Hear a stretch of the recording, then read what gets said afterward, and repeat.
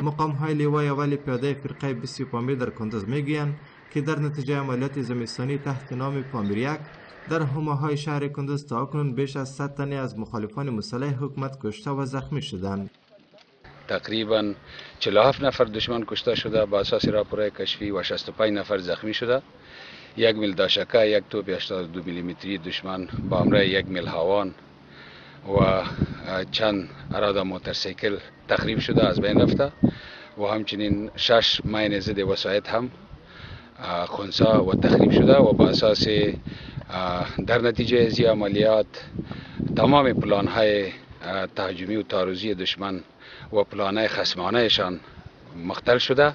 به ناکامی روبرو شده. آقای متین بیان نمود که در نتیجه این عملیات در برخی ساحات کلیدی اطراف شهر کندز قرارگاه های نظامی افراز شدند و در برخی ساحات دیگر نیز بالای ساخت و ساز قرارگاه های امنیتی کار به شدت جریان دارد. با این همه سمنوال سفر محمد آمر امنیت قماندانی امنیت کندز میگوید که در این عملیات نیروهای مشترک افغان دستاوردهای خوبی دارند.